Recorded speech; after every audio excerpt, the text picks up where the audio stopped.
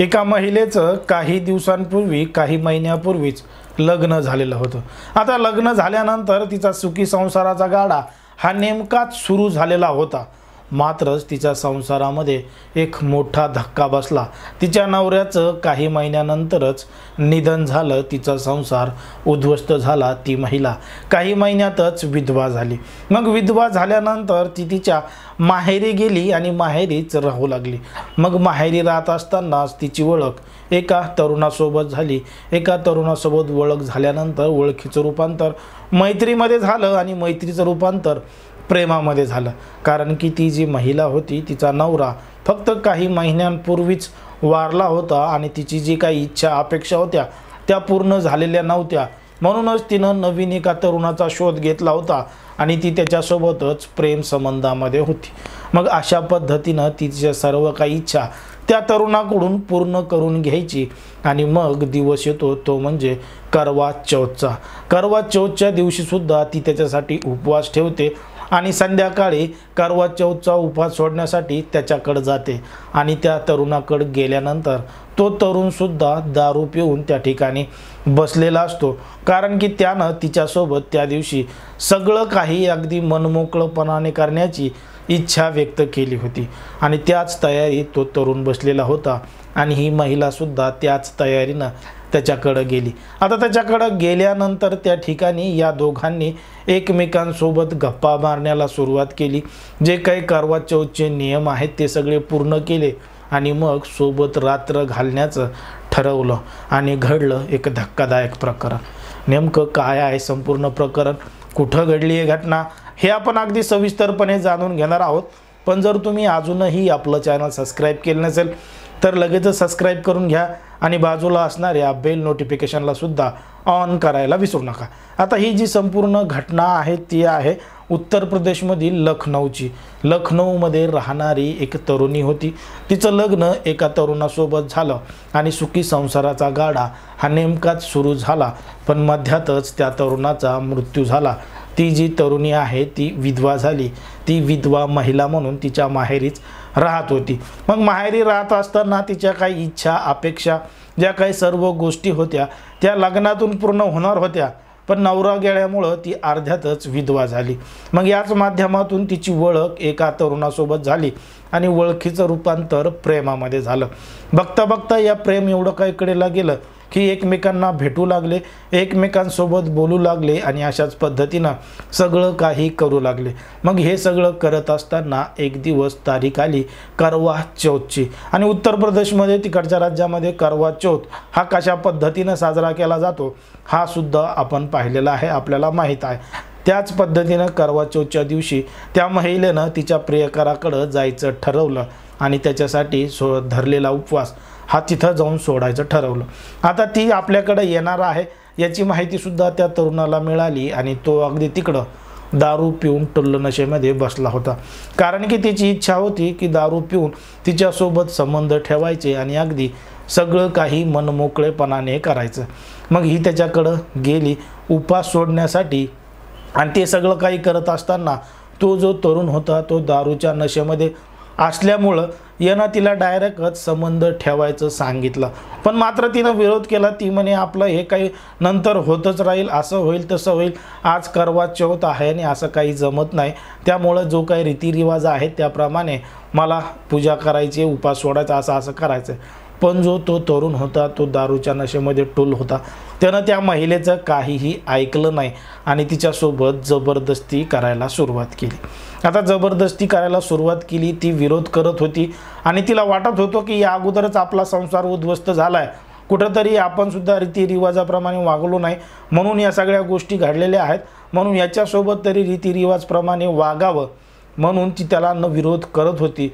पण तो जो तरुण होता तो मात्र काहीही ऐकायला तयार नव्हता, तिच्यासोबत सगळं काही करण्याच्याच मनस्थितीमध्ये होता। आता या दोघांची तिथं झटापट झाली आणि हा तिला जबरदस्ती बेडवर घेऊन गेला। आता बेडवर घेऊन गेला आणि तिच्यासोबत अतिप्रसंग म्हणजे जबरदस्ती करण्याचा पुरेपूर त्यानं प्रयत्न केला, पण ती काही जी महिला होती ती अजिबात त्याला प्रोत्साहन देत नव्हती, त्याला जोरदार विरोध करत होती। मग यानं रागाच्या भरामध्ये तिला धरलं आणि जोरात असं पाठीमागं ढकललं कशामुळं करू देत नाही, काय करू देत नाही, यामुळं त्यानं एकदम जोरदार ताकदीनं तिला असं काही ढकललं की तिचं डोकं थेट भिंतीला आदळलं आणि भिंतीला आदळल्यामुळं ती तिथंच चक्कर येऊन पडली आणि तिला काहीही सुधरत नव्हतं, काहीही समजत नव्हतं. तिला हलवायचा प्रयत्न करायचा, उठवायचा प्रयत्न करायचा आणि जेव्हा तिला उचलून बघितलं तर तिचं पाठीमागून डोकंसुद्धा फुटलं होतं आणि त्या ठिकाणी रक्तप्रवाहसुद्धा मोठ्या प्रमाणात होत होता आणि काही वेळातच तिचा जीव गेला. आता जीव गेल्यानंतर याची नशा उतरली आणि हे आपल्या हातून काय घडलंय याचा धक्का त्याला स्वतःला बसला आणि मग त्यानं हे जे काही सगळं घडलंय ते लपवण्याचा प्रयत्न केला. आता संध्याकाळी ती त्याच्याकडे आली होती. मग संध्याकाळचाच फायदा घेत त्यानं त्याच्या घराच्या बाजूलाच एक खोदकाम केलं. त्या ठिकाणी एक रात्रभर खड्डा खणला आणि त्या खड्ड्यामध्येच त्या महिलेचा मृतदेह पुरून टाकला आणि अगदी साफसूफ करून कोणालाही काही ओळखू येणार नाही अशा पद्धतीनं त्या ठिकाणी त्या महिलेचा मृतदेह पुरला. आता महिलेचा मृतदेह पुरल्यानंतर तो त्याच ठिकाणी राहू लागला, सगळ्या काही गोष्टी करू लागला. पण तिकडं जी ती महिला तिच्या घरी राहत होती, तिच्या घरातल्या परिवारांनी आपली मुलगी एका व्यक्तीला भेटायला चालले म्हणून सांगितलं, पण अजूनही परत कसं काय आली नाही म्हणून तिचा फोन लावून पाहत होते. पण तिचा फोनही लागत नव्हता आणि काहीच लागत नव्हता, तिचा काहीच कॉन्टॅक्ट होत नव्हता. आता रात्रभर मुलगी घराबाहेर आहे, अजूनही आली नाही म्हणून त्यांनी तात्काळ जवळचं पोलीस स्टेशन गाठलं आणि पोलीस स्टेशनमध्ये जाऊन तरुणी बेपत्ता झाल्याची तक्रार नोंदवली, गुन्हा दाखल केला. आता पोलिसांनी सुद्धा गांभीर्यानं एवढी काही दखल घेतली नाही, कारण की ती एक विवाहित महिला होती आणि स्वतःहूनच कोणासोबत तरी पळून गेली असेल, काही झालं असेल म्हणून पोलिसांनी तेवढ्या गांभीर्यानं त्या सगळ्या गोष्टीचा तपास वगैरे काही केला नाही. मग बघता बघता दिवस उलटत गेले आणि त्या महिलेच्या घरचे, त्या तरुणीच्या घरचे पोलीस स्टेशनच्या चक्रा मारत होते की तपास करा, तपास करा, तपास करा. मग पोलिसांनी जेव्हा तपासाला सुरुवात केली, ती कोणाचं नाव सांगून गेली होती. मग त्याच्या घरी जाऊन चौकशी केली तर तो व्यक्ती म्हणाला की तुमची काही मुलगी आमची इथं आलीच नाही आणि ती इथं आली असती तर आम्ही नक्कीच तुम्हाला सांगितलं असतं. मग पोलीस तपासातून हे उघड झालं की ती महिला ज्या व्यक्तीचं नाव सांगून गेली होती त्या व्यक्तीच्या घरी तर पोहोचलीच नाही, ती दुसरीकडेच कुठंतरी गेली. मग पोलिसांनी जेव्हा तिचे कॉल डिटेल्स तपासले, सगळं काही तपासलं, तेव्हा ती ज्या तरुणासोबत गेली होती, ज्या तरुणाकडे गेली होती त्या तरुणाचा पोलिसांना कॉन्टॅक्ट नंबर मिळाला आणि पोलिसांनी त्यालासुद्धा चौकशीसाठी पोलीस स्टेशनमध्ये बोलवलं. आता पोलीस स्टेशनमध्ये बोलवल्यानंतर त्या तरुणांनी अगदी सांगितलं की तिचे माझे संबंध होते, ती मला कॉलवर बोलायची, सगळं काही व्हायची, पण मात्र ती त्या दिवशी माझ्याकडं आलीच नाही. ती कुठं गेली मला सुद्धा काही माहीत नाही. तिनं मला कॉल केला होता पण मी तिला नाही म्हणालो आणि मग ती माझ्याकडे आली नाही, दुसरं कुठं गेली असेल. ती जरा अशा पद्धतीची होती, तशा पद्धतीची होती. त्या तरुणानं पोलिसांना त्या पद्धतीनं सांगितलं. आता पोलिसांनी सुद्धा एवढं काही लक्ष दिलं नाही आणि ती घटना तिथंच दबली. बघता बघता बरेच दिवस निघून गेले, बरेच महिने निघून गेले आणि हा जो सगळा प्रकार होता तो 2020 मध्ये घडला होता. आता 2020 प्रकार घडला आणि तो प्रकार अगदी त्याच पद्धतीनं दबला. कंटाळून पोलिसांनी सुद्धा चौकशी करण्याचं थांबवलं आणि अशाच पद्धतीनं 2020 ते 2023ची तारीख आली. 2023ची नोव्हेंबरची 1 तारीख आली आणि याच तारखेला करवा चौथ पुन्हा एकदा आला आणि त्या तारखेला तो जो तरुण होता तो स्वतः पोलीस स्टेशनमध्ये गेला आणि पोलीस स्टेशनमध्ये जाऊन त्यानं जे गुन्हा केला होता त्या गुन्ह्याची कबुली देऊ लागला. आता एवढ्या दिवसानंतर, एवढ्या वर्षानंतर तो जो तरुण आहे त्या महिलेसोबत त्यानं जे कृत्य केलं होतं ते त्यांनी स्वतःहून येऊन पोलिसांना सांगितलं की मी सगळं अशा पद्धतीनं केलं होतं आणि तेव्हा मात्र मी खोटं बोललो होतो. आता त्या ठिकाणचे जे पोलीस अधिकारी होते त्यांच्यासुद्धा बदल्या झालेल्या होत्या, पण यानं घडलेला संपूर्ण प्रकार त्यांना सांगितला. त्यांना रेकॉर्डसुद्धा तपासलं आणि त्यानं दिलेल्या कबुलीवरून पोलीस त्याच्या घरी गेले आणि घरी गेल्यानंतर खरंच तिथं मृतदेह आहे का हे खोदकाम करून पाहिलं तर त्या ठिकाणी एका महिलेचा मृत्यूचा सांगडाच मिळाला होता. ती जी लाश होती तिचा पूर्ण ढाचा झालेला होता. पोलिसांनी त्या ढाच्या ताब्यात घेऊन त्याचे DNA टेस्टसाठी सॅम्पल पाठवले होते. DNA टेस्ट करून त्याचे सॅम्पल आल्यानंतर लक्षात आलं की त्या महिलेचाच हा मृतदेह होता आणि यानेच तिला ठार केलं होतं. पण पोलिसांना एक धक्का लागला होता की यानं स्वतःहून येऊन इथं कबुली का दिली आणि तेही चक्क एवढ्या वर्षानंतर तो स्वतःहून इथं का आला. पोलिसांनी जेव्हा त्याला विचारलं तेव्हा पोलिसांना सुद्धा एक धक्काच बसला. त्या व्यक्तीनं सांगितलं की करवा चौथच्या दिवशी ती जी महिला आहे तिचा खून माझ्या हातून झाला होता, रागाच्या भरातून झाला होता आणि ते सगळं ती विरोध करत होती म्हणून मी तिला ढकललं होतं.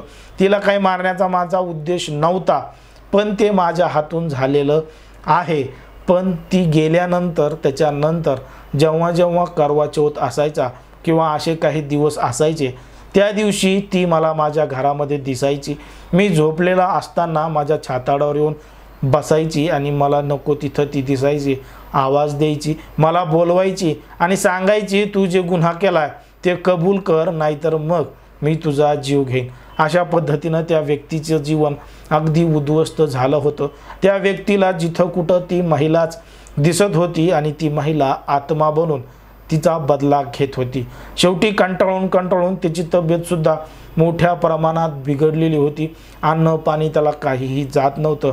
अगदी मरायच्या अवस्थेमध्ये घाबरलेल्या अवस्थेत त्याची अवस्था त्या पद्धतीची झाली होती. म्हणून त्यानं 1 नोव्हेंबर 2023ला स्वतः पोलीस स्टेशनमध्ये जाऊन गुन्हा कबूल केला आणि पोलिसांनी त्याच्यावर कारवाई करून त्याची रवानगी जेलमध्ये केलेली आहे.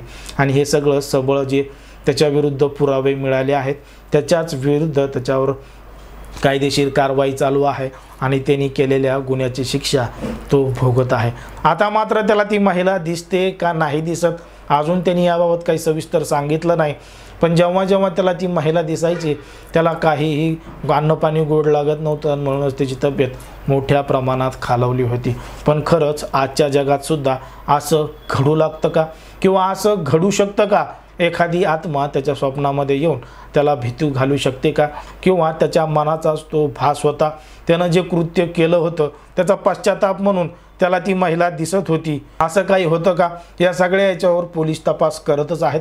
पण या संपूर्ण प्रकरणावर तुम्हाला काय वाटतं ते अगदी स्पष्टपणे कमेंटमध्ये सांगा. आणि अशाच पद्धतीचे नवनवीन व्हिडिओ पाहण्यासाठी आपल्या चॅनलला लगेच सबस्क्राईब करून घ्या. धन्यवाद.